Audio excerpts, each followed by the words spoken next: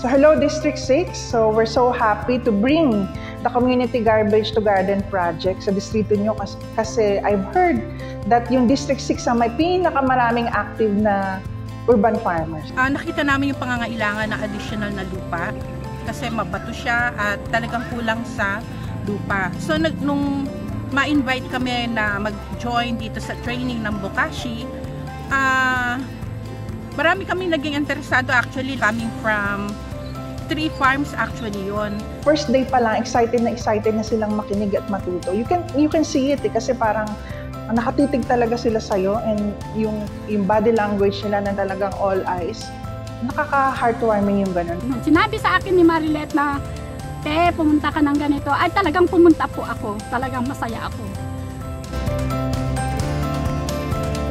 Malaking naitulong ng Bokashi sa pag-feed ng soil, naging mataba ang lupa. Ang tendency noon, magkakaroon din ng magandang epekto sa mga halaman.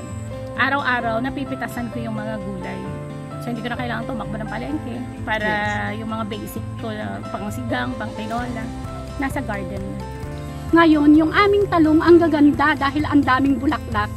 Nabawasan na yung kinukuha ng waste management kasi nagsisimula na po kami mag-compost. Before kasi kailangan daily talaga napipick up ng basura.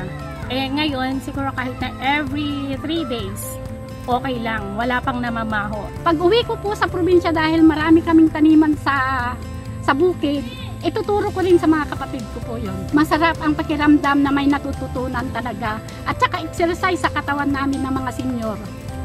Pwede pala possible para mag-zero waste tayo kung talagang lahat ay maengganyo lang na mag-Bokashi.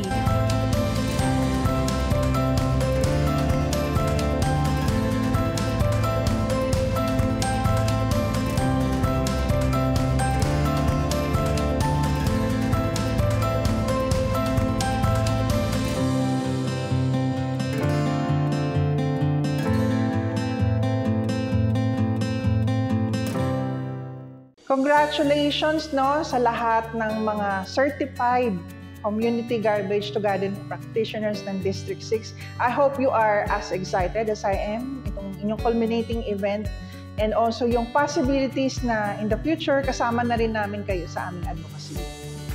Natutuwa naman ako at nagpapasalamat sa ating masipag na mayora, si Mayor Choi, dahil talagang full support siya sa advocacy ng urban farming sa Quezon City. At isa siya sa naging inspirasyon namin na magsipag sa pagtatanim in spite of the odds.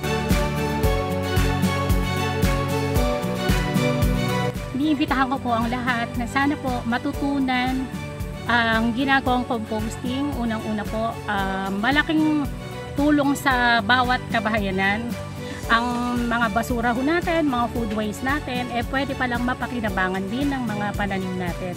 Maging role model po tayo ng mga anak po natin para matutunan din po nila yung proper disposal at proper composting. Sana dumating ang time na maging national o na national level na ang bonggang-bonggang Bokashi program na to.